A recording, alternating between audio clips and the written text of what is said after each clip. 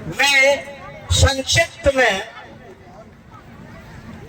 हमारे सेवा काल के दौरान क्या हमने किस तरह से शासन के प्रति सजग होकर काम किया और मुझे खुशी होती है। मैं बहुत कुछ वर्णन करना चाहता हूं, लेकिन मेरे कार्य से प्रभावित यानी मैं ये समझता हूं कि मेरे प्रति आपका प्रेम इतना भारी, मैं उम्मीद ही नहीं थी कि मेरे पालकगण इस तरह से, मेरे जनप्रतिनिधिगण और हमारे बच्चे और बाहर से जो आए हुए पूरे जिले के लोग, उनको मैं बहुत उनके प्रति मैं बहुत ही आभारी हूं कि मुझे खुशी से गला भरने की पोजीशन आ जाती है, परंतु फिर भी मैं पूरे जिले से आए हुए सभी मेरे साथियों को और जनप्रतिनिधियों को धन्यवाद देता हूं कि मेरे कार्यक्रम में आए हैं। और मैं ये मानता हूं कि मेरी उपलब्धि नहीं है, ये मेरे कार्य की उपलब्धि है। और मैं शिक्षा के क्षेत्र में बहुत कुछ किया, मैं वर्णन करूंगा, आज समय बहुत लगेगा। और मेरे यहाँ इस गांव से इतना लगाव है कि मैं एक भी व्यक्ति 38 साल 37 साल की सेवा में मुझे किसी प्रकार की कोई परेशानी नहीं आने दी। मैं इसलिए बहुत खुश हूँ, क्योंकि हमारे सरपंच और भूतपूर्व सरपंच हमारे कादवा भाई थे, जब पोस्टिंग हुई थी उनका भी मेरे प्रति बहुत ही अच्छा व्यवहार, और आज भी वही स्थिति है। और हमारे वर्तमान में सरपंच साहब पूरी सेवा के दौरान ना तो मुझे कुछ सजेशन दिया और ना ही कुछ मेरे प्रति ऐसे विचार आए कि मेरा बहुत सहयोग दिया। बहुत प्रशासनिक व्यवस्था में मेरा 3 बार ट्रांसफर किया गया, लेकिन मैं किसी से डरता नहीं हूं। केवल मैं मात्र भगवान से डरता हूं, सत्य से डरता हूं। और हमारा सहयोग भरपूर सरपंच साहब ने दिया, और हमारे माननीय स्वर्गीय श्री ओभाई सिंह भाई भी मुझे बहुत भरपूर सहयोग दिया था। और उन्हीं के बदौलत मैं यहाँ पर पूरी सेवा पूरी करी। और हमारे सरपंच साहब तो पहले बार ट्रांसफर होने के बाद फिर दूसरी बार भी प्रस्ताव बनाया जा रहा था, तो फिर उनको पता लगा कि हमारे रावत सर के पीछे क्यों पड़ रहे हुए हो, हमारे सर चले जाएंगे तो क्या होगा, तो वो प्रस्ताव भी फड़वाया था। ऐसा मुझे प्रतीत हुआ था, मालूम पड़ा था। तो बहुत सहयोग दिया है। लेकिन आप लोगों से एक ही बात कहना चाहता हूं मैं, ज्यादा ना कहते हुए, कि शिक्षक और शिक्षा ये बहुत महत्वपूर्ण बिंदु है। शिक्षा में जब पालकों की बैठक रखता हूं तो आपको ये बताया जाता है कि हमारे गांव में पहले जो है एक स्कूल हुआ करती थी, और आज की स्थिति में जहां के पर मंच पर है, एक गांव में 4-4 5-5 स्कूल हो गए। तो मुझे विचार आता है, जब एक स्कूल थी तो हम अच्छे पढ़ते थे, और आज ये आकलन करने की जरूरत है आप लोगों को। और आज 4-4 स्कूल होने के बावजूद भी हमारे बच्चे कहाँ जा रहे हैं ये पता नहीं है, किस तरह से हम शिक्षा ले रहे हैं वो पता नहीं। इसका मेन कारण मैं पालक को मानता हूं। जब तक पालक जागरूक नहीं होगा तब तक शिक्षा व्यवस्था ऐसी ही बने रहेगी। और जब पालक जागरूक हो जाएगा और हमारे शिक्षक साथी को सहयोग करेगा तो निश्चित रूप से हमारे शिक्षा के क्षेत्र में बहुत अच्छी उन्नति होगी, ये मैं मानता हूं। मुझे दुख होता है कि हम किस तरफ जा रहे हैं ये पता नहीं है, और मैं समाज से भी जुड़ा हुआ हूं। हम जानना नहीं चाहते, समझना नहीं चाहते, बड़ी विडंबना है। बहुत सारी काम किया हमने, अभी मैं आपको पहले भी बता चुका हूं। अभी हमने हमारे जनपद सदस्य प्रतिनिधि महेंद्र भाई और हमारे इस क्षेत्र के सारे सरपंच और सभी साथी जो है खाना खा के ही जाएंगे, आप ऐसा कोई नहीं जाएगा, नहीं तो मेरे दिल को दुख पहुंचेगा। तो इसीलिए आपसे निवेदन है कि आप खाना खा के ही जाएंगे।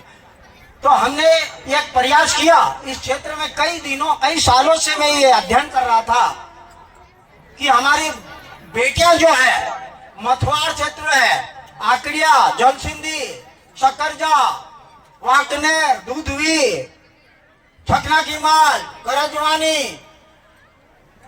केल्दी, कीटी, कई सालों से मैं देख रहा हूं और अध्ययन भी करता जा रहा हूं कि हमारी बच्चा जुलाई में तो आ जाती है, परंतु जुलाई वहां समाप्त होते होते पीछे हटने लगती है हमारी बालिकाएं।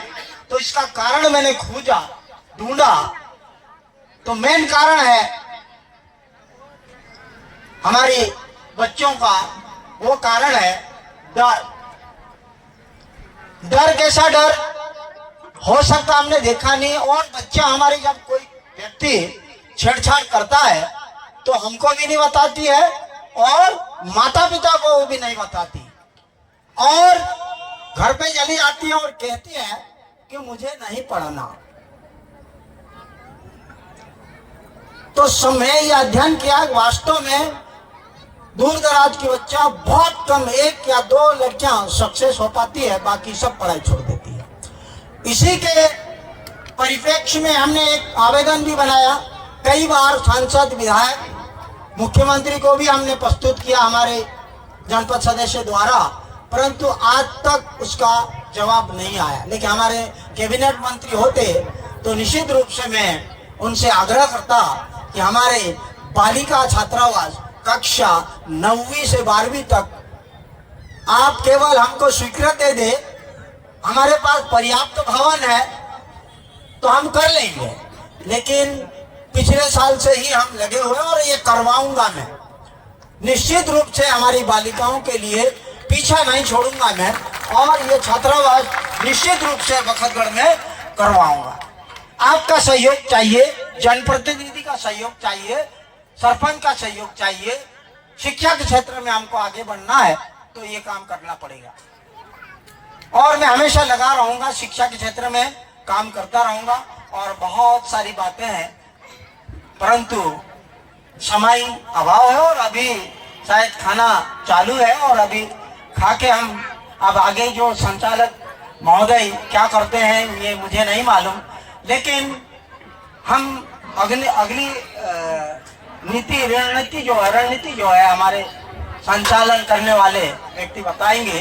तो मैं शिक्षा के बारे में, शिक्षा कहा जाता है, शिक्षा वह शेरनी का दूध होता है जिसको पीने से इस मंच पे दहाड़ते हैं। तो इसलिए मेरे जो बाहर से आए हुए पालक लोगों से निवेदन है कि मेरा ये कहना है कि सब बच्चे ना पढ़ा पाए, हम तो सब पढ़वाना चाहते हैं, परंतु अगर नहीं पढ़ा सकते हैं तो केवल एक बालक उस घर से पढ़ें, और वो भी नियमित रूप से साला जाएं, शिक्षक का सहयोग करें और उस बच्चे को पढ़ा लें। मेरी कहानी बहुत लंबी है, आप बैठ भी नहीं पाएंगे, तो इसलिए वो सुनाना भी नहीं चाहता। तो आप इतना ही कर लें कि हमारे परिवार में एक ही व्यक्ति एक ही बच्चे को पढ़ाने भेजते, तो हमारा गांव और फलिया निश्चित रूप से आगे बढ़ेगा। तो इसलिए मैं पालकों से निवेदन कर रहा हूं, भाई हर गांव में 2-2, 3-3 स्कूल है तो भेजें बच्चों को। और मैंने ये आका है मेरे शिक्षा विभाग में, मेरे शिक्षक लोगों का, मेरे अतिथि शिक्षक, मैं नहीं बोलता अतिथि शिक्षक, मेरे वो भी शिक्षक है। मैं शासन अब उठाएं क्या हम मुद्दे, अब तो फ्री हो गया भाई। आप लोग का सहयोग चाहिए, सच्चाई के प्रति लड़ूंगा मैं और आपका सहयोग चाहिए। ऐसा है, वो कहावत है, एक कहां गया तो मरने, 100 कहां गए तो खेलने। तो ये हम 100 बनना चाहते हैं, एक नहीं बनना है। इसलिए आपको इस क्षेत्र के पूरे एरिया के काम हम करेंगे, लेकिन आपका सहयोग चाहिए। समाज को आगे लाने का काम करेंगे। इसलिए मैं आप लोगों से निवेदन कर रहा हूं कि आप जागरूक हो जाए शिक्षा के प्रति। तो मेरे संकुल में, और हमने ये भी देखा यहाँ से लगाकर पूरे ब्लॉक में भी बहुत अच्छी स्थिति है, लेकिन मैं अतिथि शिक्षक को अतिथि शिक्षक नहीं कहता, शिक्षक है वे। और मैंने ये देखा कि सभी अच्छे काम कर रहे हैं, कोई अन्यथा ना ले, लेकिन मैंने ये आकलन भी किया कि हमारे अतिथि शिक्षक बहुत काम करते हैं, लगन से काम करते हैं। मैं देखिए आप लोग और बहुत सारी बातें यार बोला करो क्या। मेरी स्कूल 2000 बहुत काम किया है। 2002 में 3 में हमारे स्वर्गीय केस्ता पटेल जी द्वारा यहाँ पर हमारे प्रयास से उन्होंने स्वीकृति दी थी और उद्घाटन में भी आए थे। उनके द्वारा हाई स्कूल करी, तब से मेरे यहाँ अतिथि शिक्षक के ही भरोसे स्कूल चल रही है। रेगुलर टीचर केवल अब आए 2-3 आए हैं, बहुत बड़ी मुश्किल से, दूर दराज क्षेत्र में नहीं आते। और मैं शुरू से जिम्मेदारी का काम किया है, तो मैं अतिथि शिक्षकों से भी निवेदन करूंगा, कोई भी हम ये नाम ना लें कि अतिथि से शिक्षक, हम शिक्षक है, शिक्षक का काम करते हैं इसलिए शिक्षक है। तो भावना जी और आपको इंतजार होगा, तो आप लोगों से बार बार मैं यही कहूंगा कि शिक्षा के प्रति जागरूक हो जाए, ताकि हम अच्छा काम करेंगे, अच्छे शिक्षित होगा।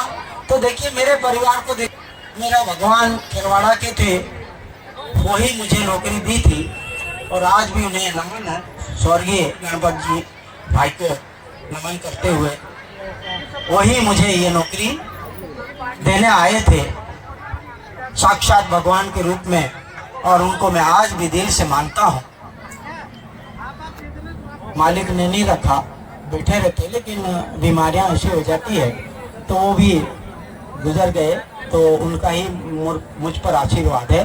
बाकी सब कुछ है, आप शिक्षक के साथी शिक्षक का सहयोग करो और हमारी शिक्षा को आगे बढ़ाने का प्रयास करें, बच्चों को भेजें नियमित रूप से। मेरा मेन उद्देश्य यही है, शिक्षा से ही हम आगे बढ़ सकते हैं, बाकी कुछ नहीं कर सकते। और जो कार्यक्रम हमारे बीच में कादव जी डुडवा और इनकी टीम द्वारा हमने निवेदन किया था हमारे बच्चों ने, कि मैंने तो ध्यान नहीं दिया, लेकिन मेरा बड़ा बालक जो है इस संबंध में चर्चा करने बाद बैनर छपाए और इनसे चर्चा हुई, तो एक शिविर रखा गया। हो सकता है कितने लोगों ने डोनेशन किया है ये मुझे पता नहीं है, लेकिन एक अच्छा काम किया है, पुण्य का काम किया है।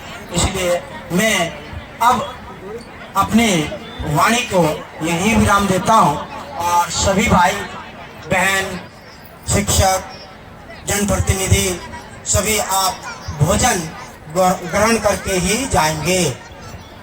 जय हिंद, जय भारत।